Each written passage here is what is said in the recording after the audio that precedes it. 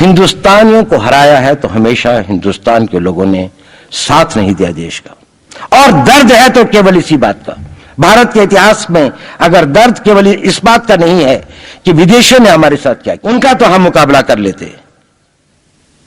दुख इस बात का था कि हमारे सभी लोगों ने साथ नहीं निभाया और साथ नहीं दिया, और इसकी फीलिंग आज भी मुझे इस देश में होती है। क्या कारण है कि करोड़ों की संख्या में बांग्लादेश से लोग भारत में आते हैं, हम बाड़ लगाते हैं, वो लोग वहां से मना करते हैं कि आप हमारे आदमियों को आने दीजिए, और हम कुछ नहीं कर पाते।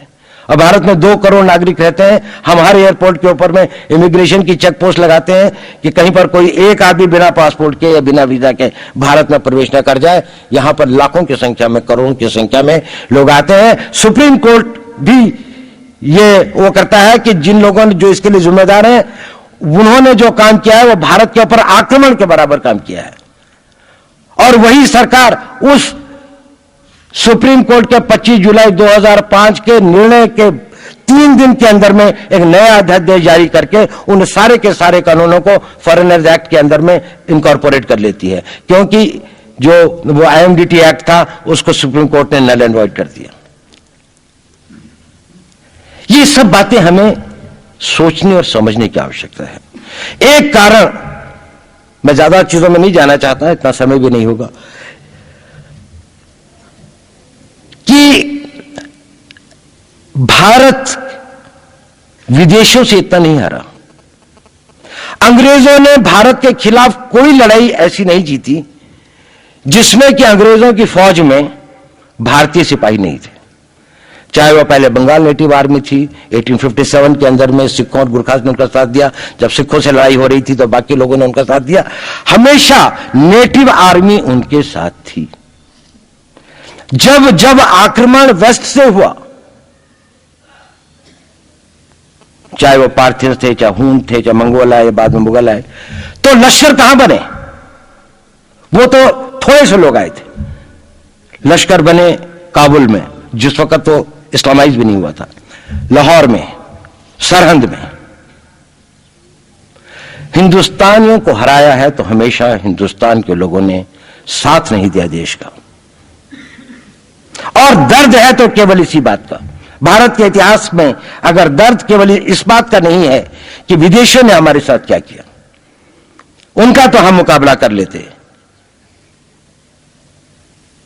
दुख इस बात का था कि हमारे सभी लोगों ने साथ नहीं निभाया और साथ नहीं दिया, और इसकी फीलिंग आज भी मुझे इस देश में होती है। और भारत को आंतरिक या बाह्य शक्तियों से जो सबसे बड़ा खतरा है, वो खतरा इस बात का है कि हमारे अपने लोग ही कहीं राष्ट्र की सुरक्षा, राष्ट्र की अस्मिता, राष्ट्र के गौरव का सौदा न कर बैठे, अपने आज के सुख के लिए अपने भविष्य को अंधकारमय न कर दें। और इसके लिए जो जागरूकता चाहिए, इसके लिए जो ताकत पैदा करनी है, वो ताकत केवल समाज के अंदर भी पैदा की जा सकती है। उसको केवल आप लोग कर सकते हैं, वो केवल आज की युवा शक्ति ही कर सकती है।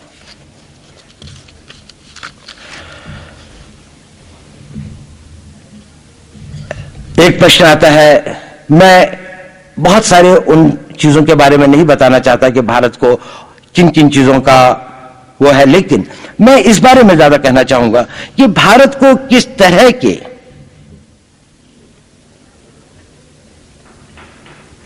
संकटों का सामना करने के लिए तैयारी करना आवश्यक है।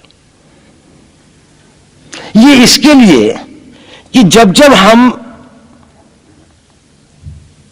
ये कहते हैं कि हमारे ऊपर कौन कौन से संकट हैं, तो हम हमेशा एक हिस्टोरिकल पर्सपेक्टिव में कहते हैं, यानी जो हुआ उसके आधार बंबई हुआ तो हम कहते हैं आतंकवादी खतरा है, वो तो हो गया, छोड़िए उसको, वो तो पीछे है, आगे की बात करें। कल जो हुआ था वो तो हो गया, आने वाले कल के बारे में बात करें। हमें किस चीज के लिए तैयारी करनी है?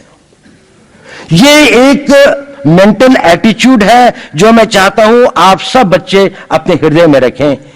कभी जो हो गया, बुरा हो गया, कमी रह गई, भूल जाएं उसको। उससे जो सबक लिया केवल उसको याद रखें, कल की तैयारी करें। आज की परीक्षा अच्छी नहीं हुई, खत्म हो गया, वो वक्त निकल गया। कल की परीक्षा क्या होगी उसकी तैयारी करें। यह आवश्यक नहीं है कि कल की परीक्षा वही हो जो पिछली परीक्षा थी जिसमें आप इतना अच्छा नहीं कर पाए।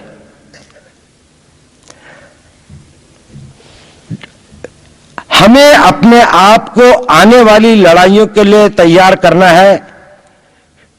गई बीती हुई लड़ाइयों के बारे में से अपने मनोबल को वो करने की आवश्यकता नहीं है। और यह भी मैं आपको बता दूं कि यह नहीं है कि हमने ये लड़ाइयां हारी हैं। मैं आऊंगा इस बारे में, आपको बताऊंगा कि वास्तव में क्या हुआ। अगर आप विजय चाहते हैं तो अपने दिमाग को फॉरवर्ड लुकिंग करें, पीछे को देखें केवल सबक लेने के लिए और प्रेरणा लेने के लिए। तो जो आने वाले वो हैं, उनमें एक बात यह है कि अब राष्ट्र जो हमारे कन्वेंशनल वॉरफेयर हैं,